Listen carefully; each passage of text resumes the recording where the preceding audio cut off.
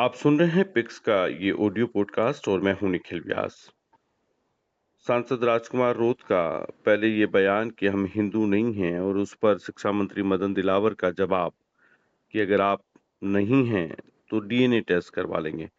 इसी को लेकर आज हमारे साथ, चूंकि आज मदन दिलावर ने अपना बयान बदला है और उन्होंने कहा है कि आदिवासी श्रेष्ठ हैं, और इन्हीं सब बातों को लेकर कि क्या इनके राजनीतिक मायने निकाले जाएंगे, हमारे साथ वरिष्ठ पत्रकार राजेश कसेरा ऑडियो लाइन पे जुड़ गए हैं। राजेश जी, बहुत बहुत स्वागत आपका पॉडकास्ट पर। हाँ, धन्यवाद। जी नमस्कार निखिल जी। जी राजेश जी, ये पूरा मामला उठा है राजकुमार रोत के उस बयान से कि हम हिंदू नहीं हैं, हम आदिवासी हैं। तो पहली शुरुआत यहीं से की जाए कि ये क्या आवश्यकता थी राजकुमार रोत को ये बयान देने की। देखिए निखिल जी, अभी इन दिनों हम जिस तरह का राजनीतिक परिदृश्य हमारे देश में देख रहे हैं, जी उसमें ये कि हर जो राजनेता है या हर व्यक्ति जो अपने दल का प्रतिनिधित्व करता है, जी वो अपना एक नैरेटिव देश के सामने रखना चाहता है। एक सोच अपनी जो है वो इम्प्लीमेंट करना चाहता है कि हम इस तरह की राजनीति करने के लिए ही इस मैदान में उतरे हैं। और ये सोच जो है राजकुमार रोत की, ये नई नहीं है। जी अगर हम इसको थोड़ा सा कुछ साल पहले ले जाएं तो ये जो 15वीं विधानसभा के अंदर जब पहली बार मात्र 26 साल की उम्र में ये एमएलए बनकर आए थे 84 से, जी उस समय ये बीटीपी पार्टी से जुड़े हुए थे। जी बाद में जब बीटीपी के साथ इनका क्लेश हुआ तो इन्होंने खुद की एक अपनी स्वतंत्र पार्टी बीएपी बना ली, भारतीय आदिवासी पार्टी। और जी उसके बैनर तले फिर ये चुनाव लड़े और फिर वहां से दोबारा 84 से एमएलए बने।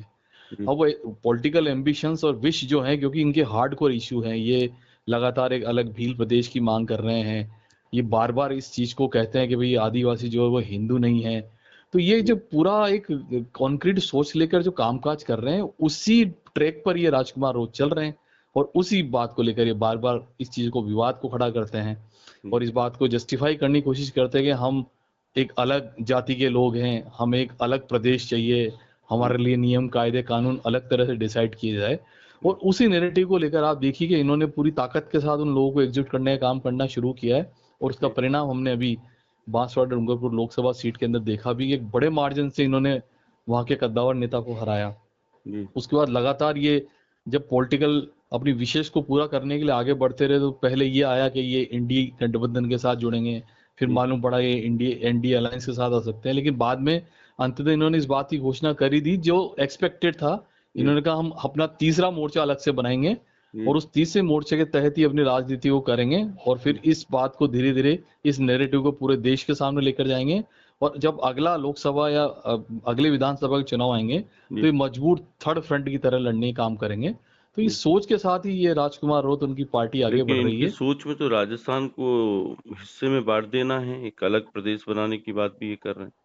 देखिए निखिल जी, ये कोई आज का या कोई तात्कालिक या संदर्भित मुद्दा नहीं है। हम वर्षों से हम देख रहे हैं कि गुजरात, मध्य प्रदेश, महाराष्ट्र और राजस्थान, ये जी चार जोन ऐसे हैं जो ट्राइबल के जी बहुत बड़े जो हैं वो हिस्से को अपने पास रखते हैं।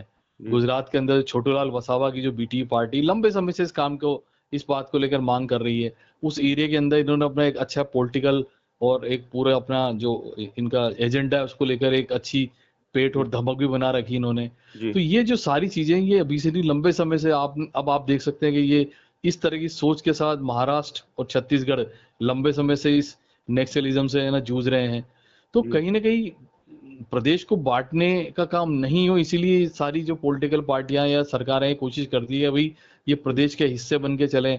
आप देखिए कांग्रेस और भाजपा ने भी इनके ऊपर बड़ी राजनीति करी है। जी दोनों वनवासी और आदिवासी शब्दों को लेकर लंबे समय से क्राइसिस कर रहे हैं। राहुल गांधी इनको आदिवासी कहते हैं, तो जी भारतीय जनता पार्टी के लोग इनको वनवासी कहते हैं। जी भगवान राम से इनको जोड़कर देखा जाता है।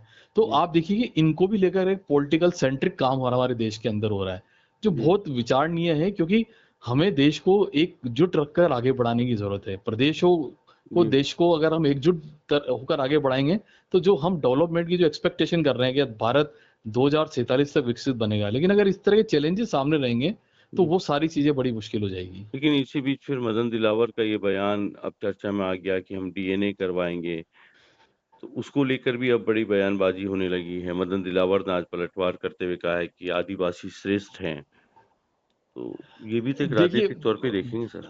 बिल्कुल बिल्कुल, राजनीतिक तौर पर निखिल जी हम देखते हैं कि हमारे जो राजनेता हैं वो सुबह कुछ कहते हैं, शाम को कुछ कहते हैं। और जब उनको लगता है कि, क्योंकि आजकल बयान जो है केवल अखबारों या टीवी तक सीमित नहीं रहे, इससे पहले ये कसौटी पर खरे उतरने के लिए सोशल मीडिया पर आ जाते हैं। जी, आप देखिए कल से लेकर आज तक इतना ट्रोल हुआ है राजकुमार रोत और दिलावर के बीच का ये जो जी, झगड़ा है, जी, इतना ट्रोल हुआ है कि लोगों ने पुराने वीडियो दुनिया भर की पोस्ट है, तो जब लगता है कि एक तूफान सा जी, सियासी तूफान सा मच गया है तो फिर चीजें उसके हिसाब से तय करना शुरू कर देते हैं।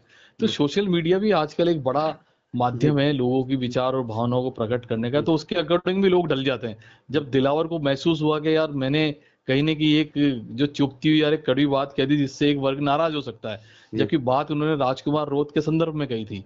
जी, लेकिन उसको उस नैरेटिव को पूरे समाज तक फैला दिया गया, तो उनको लगा कि शायद हम हमें इस पर बैकफुट पे आ जाना चाहिए। पार्टी के लोगों ने भी उनको कहा होगा, निश्चित तौर पर संगठन ने भी कहा होगा, तो जी, उससे पीछे है और आज उन्होंने बयान बदलते हुए, तो राजनीति के अंदर बयान बदलना कोई नई चीज नहीं है। जी। ये हर घंटे के अंदर बदलते हैं और ये बदलते रहेंगे। लेकिन उसी दूसरी तरफ राजकुमार रोज जो हैं अपने नाखून, बाल और ब्लड का सैंपल भेजने का एक अपील आह्वान कर रहे हैं सभी आदिवासियों से। तो अगर ये सैंपलिंग शुरू हो गई आदिवासी इलाकों से राजधानी तक आनी, तब क्या होगा राजेश सर? बिल्कुल, देखिए आप ये एक नए तरह का एक पॉलिटिकल जो है सिनेरियो हमको देखने को मिलेगा। क्या जी, आप काउंटर के अंदर जब जवाब देते हैं तो केवल जुबानी नहीं, अब आप जो प्रूफ के साथ बयान देना चालू कर देंगे। अब आप देखिए कि उनका ये आह्वान करना, तो उनका एक बड़ा वर्ग है, अभी आप देख के आए जी, कि अभी उन्होंने पूरा जी, ट्राइबल एरिया के अंदर बहुत जी, अच्छा प्रभुत्व बनाया, अच्छा वर्ग बनाया और वहां पर बहुत लोकप्रिय नेता हैं। जी, मैंने लंबे समय उस एरिया के अंदर काम किया है, राजकुमार रोत के दोनों टेन्योर को मैंने देखा है, तो जी, बहुत पॉपुलर है, बहुत ग्राउंड लेवल पर लोगों से जुड़े हुए हैं जी, और बिल्कुल कहते हैं ना जमीनी और जाजम के नेता हैं। जी। तो अब अगर वो इस तरह का आह्वान करते हैं और लोगों के बीच जाता है, तो आप ये मानकर चलिए कि अगले कुछ दिनों तक ये माहौल गरमाया हुआ ये रहेगा, सैंपलिंग आनी शुरू रहेगी। आनी शुरू हो जाएगी और जो जी, है सरकार को फिर इस पर कोई कोई ना कोई जवाब देना पड़ेगा। जी। तो विवाद जो है दो लोगों के बीच का है, लेकिन उसको कैसे आम लोगों के बीच में नैरेटिव बना दिया जाता है, ये इसका बड़ा एग्जाम्पल है। जी, शुक्रिया राजेश जी, आपसे हमसे बातचीत करने के लिए। इस वक़्त आप सुन रहे थे हमारे साथ वरिष्ठ पत्रकार राजेश कसेरा थे। ये पूरा विवाद जो मदन दिलावर और राजकुमार रोत में हुआ है, चूँकि उदयपुर के पूरे संभाग में राजेश कसेरा जी का एक बड़ा काम का अनुभव रहा है, तो इसीलिए हमने ऑडियो लाइन पर उनसे बातचीत की कि किस तरह से ये जाएगा। लेकिन चूँकि ये पूरा राजनीतिक मसला है, आदिवासी और अब वनवासी और अब मदन दिलावर का ये बयान, राजस्थान की राजनीति में क्या नए और बयान आएँगे उसका इंतज़ार ज़रूर रहेगा। शुक्रिया सर हमसे बातचीत करने के लिए। नमस्कार। जी।